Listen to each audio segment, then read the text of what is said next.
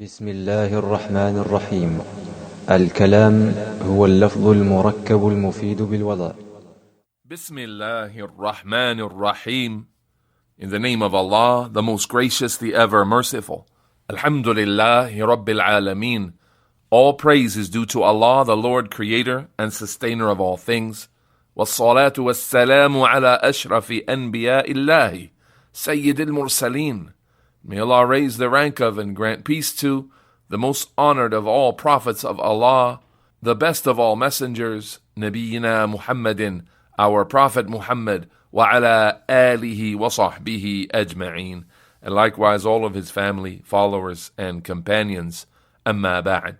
As for what follows, فَمَرْحَبًا بِكُمْ جَمِيعًا, then welcome all of you to this course, a study of al-Muqaddimah al-Aajurroomiyyah, the Aajurroomiyyah text in basic Arabic grammar, a legendary text, one recognized by the scholars for 700 years. Hopefully you have in front of you at this time the workbook, because I'd like to spend a moment with you getting you acquainted with that workbook and helping you understand how you're going to connect your workbook to these audio classes. Barakallahu feekum. May Allah Ta'ala bless you and grant you success. If you take a brief look at your workbook before you even begin the study of the text, and look on page number 3, for example, the table of contents, what you'll notice right away is that there are 88 lessons, one after the next. That's covered over pretty much the first 2 pages of the table of contents. But then at the bottom of page 4, notice, after lesson 88, a humble closing phrase, there's resource 1, brief quiz on lessons 1 to 3 in English, resource 2, pointing you to pages 103 and 104. And you'll notice, looking over the next couple of pages, that there are a great number of these resources. In fact, at least one for every single lesson of the book. For each and every one of the 88 lessons, there is at least one quiz that goes with each lesson. Now, we're going to begin a little bit against the grain. We're going to actually need to study the first 3 lessons of the book before we begin taking the quizzes. So we're going to take the first 3 lessons and then go into resource 1, 2, and 3. And then after that, you'll see that we can study lesson 4 and then take the quiz that goes with it in resource 4. And speaking of lesson 4, notice there on the bottom of page 4, it says resource 4.1 and resource 4.2. That means there's 2 quizzes that will go with the end of lesson 4. One is specifically about lesson 4. The other one is comprehensive on lessons 1 through 4. And the same thing is said about 5.1 and 5.2. And every other time you'll see a resource is divided into a 0.1 version and a 0.2 version. That means you'll have 2 quizzes to take at the end of that lesson. And so, good news, I'm going to be going over the quizzes with you, question by question, and even reviewing the answer choices and why some of them should be considered wrong. In order to help you go through these quizzes, I'd like you to try your very best on your own, but then join with me and listen to a discussion of that quiz and the answers explained. Inshallah, that will be very beneficial. And as we begin, you'll notice that the first class is in English, almost all of it. And as we go deeper and deeper into this text, more and more Arabic will be used as the language of instruction. So brace yourself. You're going to have to learn these foundations, these grammar rules, and you're going to have to learn to use them in real language and understand real language. Barakallahu feekum. And I really hope you'll listen to the recordings of Sheikh Muhammad bin Salih al-Uthaymeen along with these classes. Even if you don't understand everything, be patient with yourself, but listen to the explanation of Sheikh Ibn Uthaymeen for these lessons as they are provided, and insha'Allah over time you'll start to see great benefit, insha'Allah. And we ask Allah Ta'ala to grant you and all of us success. So just before I take you back to 1440, the year 1440, the 6th day of Jumada al-Ula of that year. Just before you begin listening to the actual classes we studied on these lessons, I'd like to make sure you're aware of a few key terms that are going to come up in this first class, and hopefully these key terms here that I'm about to share with you will help you get through this first recording, insha'Allah ta'ala. So you need to know the word i'rab.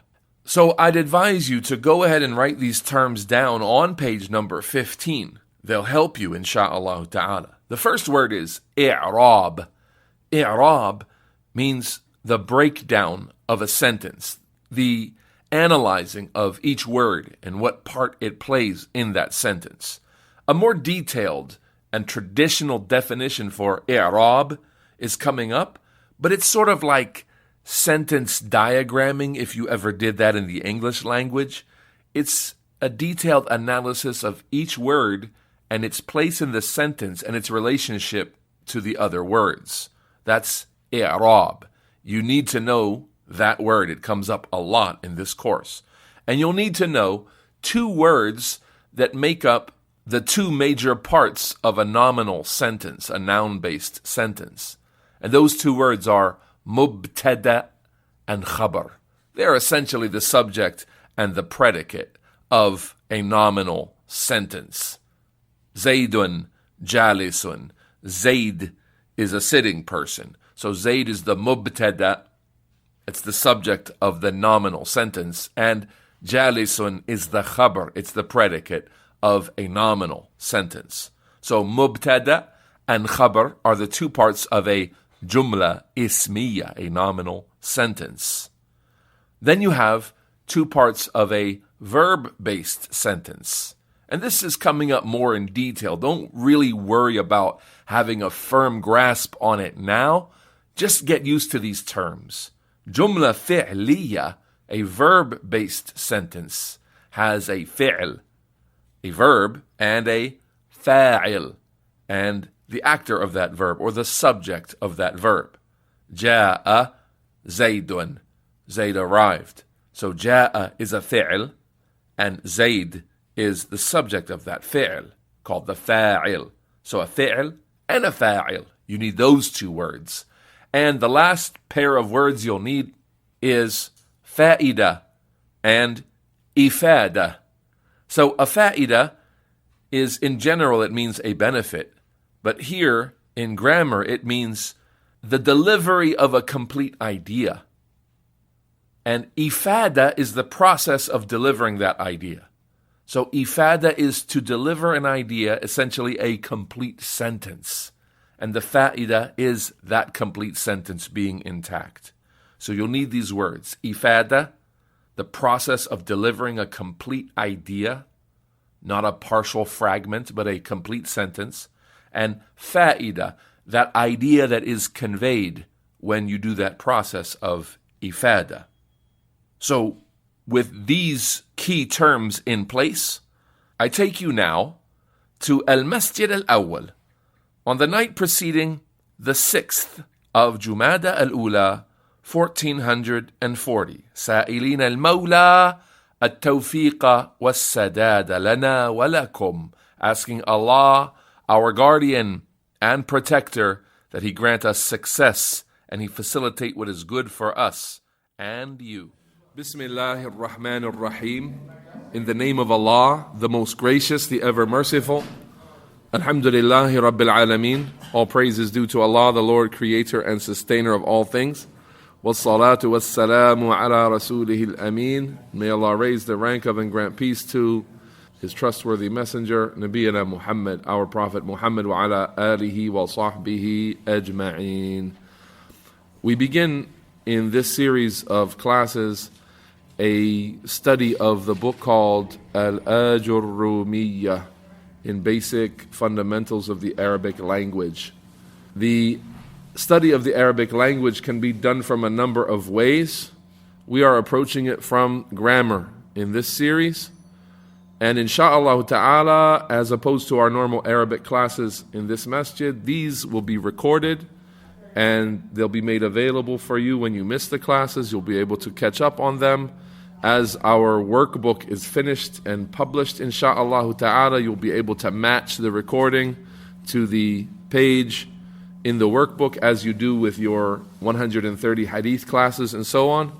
And so, let me tell you about the author of the book, let me tell you about the scope of the study, and let me tell you about the explanation that we're going to rely upon for that book. Firstly, the name of the author of the book is Abu Abdullah, father of Abdullah, Muhammad ibn Dawood as-Sinhaji.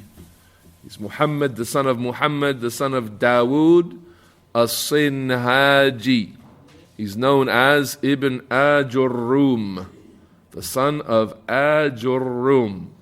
Ajurroom means al-Faqir al-Sufi, the person who wears wool. He's poor and doesn't care about dunya things, az-Zahid, having little concern for worldly matters. So Ibn Ajurroom, that's his lineage, that's his name. He died in the year 723. 723. To make that relative to another scholar in al-Islam, another scholar that was mentioned this evening, died 5 years later. Ibn Taymiyyah, Ahmad ibn Abdul Halim ibn Abdul Salam, Ibn Taymiyyah, rahimahullah ta'ala. His primer, this book that we're going to study, is called al-Muqaddimah al-Aajurroomiyyah, or Muqaddimah Ibn Ajurroom.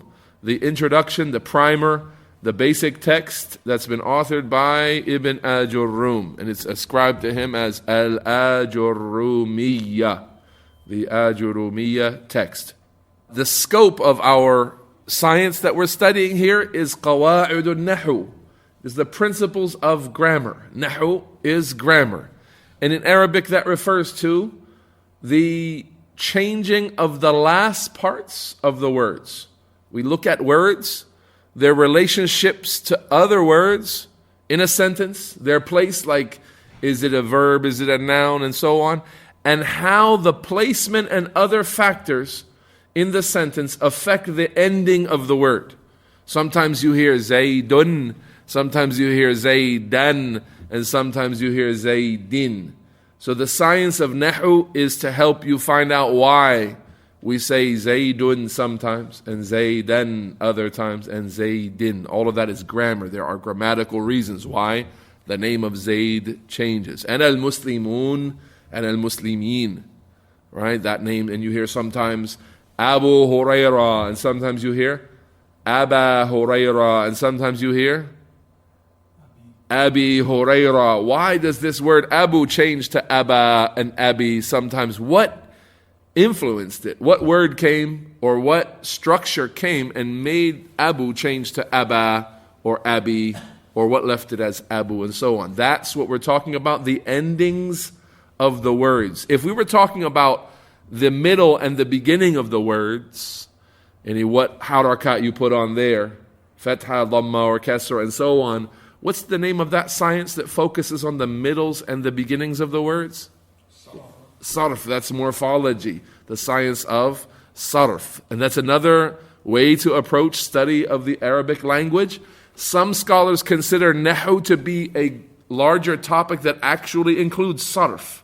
And some scholars say Nahu is a science and sarf is a separate science. We're going to be looking at Nahu as a separate science, not connected to or encompassing the science of sarf. There will be parallels here and there, connections that we'll need to make, and some foundations in sarf that we'll have to refer to occasionally, but not heavily throughout our course. Now you know the author, you know the scope of the subject, you know the book is called the Muqaddimah, a relied upon book for some 700 years of Islamic history. The book has been a staple book that students use to prepare their tongues to speak proper Arabic and to understand the Arabic that they have memorized of the Quran and so on.